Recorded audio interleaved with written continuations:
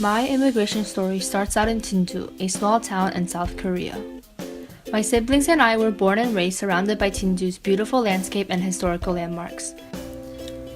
Everything was in walking distance, so there was no need to own a car. We walked to school, church, stores, and art, music, or taekwondo lessons.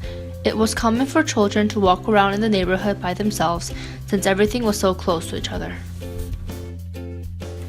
I vividly remember my preschool days with our yellow striped shirts and blue bottoms. Because we were only preschoolers, my class went on a lot of field trips. We also regularly practiced for the annual end-of-the-year performance, and I would practice singing in front of my parents.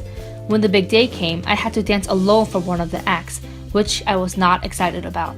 I also dressed in a traditional Korean dress called a hanbok and sang for parents and teachers with my classmates.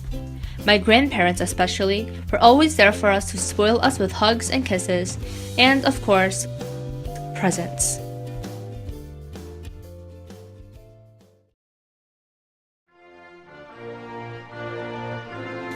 On December 27, 2005, my family made the huge decision to leave the comfort of our home and fly to the United States. We settled down in the small city of Lynchburg, Virginia, where my dad started attending Liberty University to receive a Master in Theology degree. My family was part of the 34 million Asian immigrants moving to America during the third wave. The 1965 Immigration and Nationality Act also dramatically increased migration from Asia. This act allowed people to enter the United States for reasons regarding family relationships, jobs, or education. The number of immigrants from Southeastern Asia significantly increased, contributing greatly to the gradually climbing numbers of Asian immigrants to America.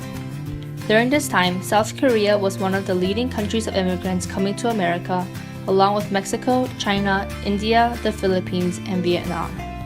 My siblings and I weren't the only ones who had to adjust to a new environment.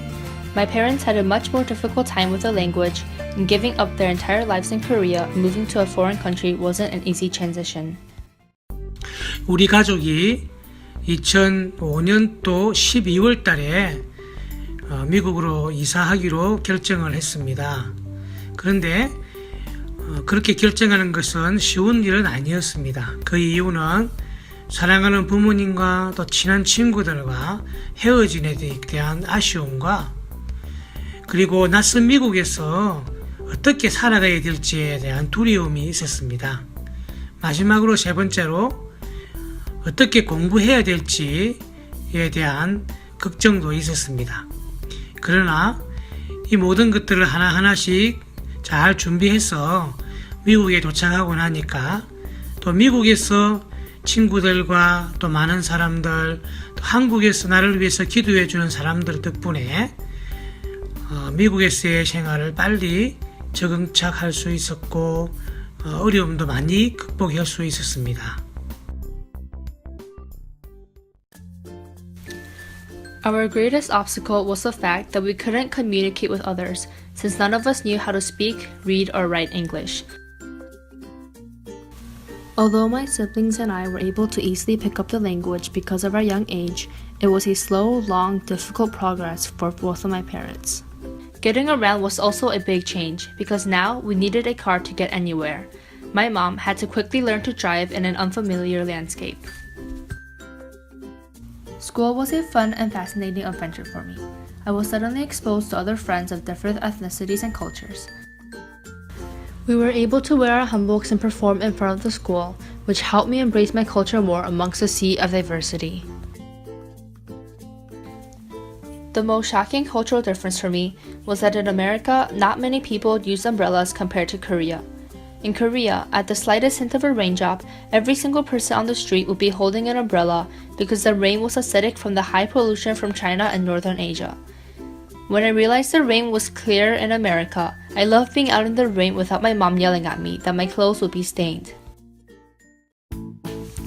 It has been 5 years since my family moved to Skokie, Illinois, and 11 years since we moved to America. We still embrace our Korean culture and celebrate traditional holidays. Our family places special value in maintaining our identity while also being a part of the American culture.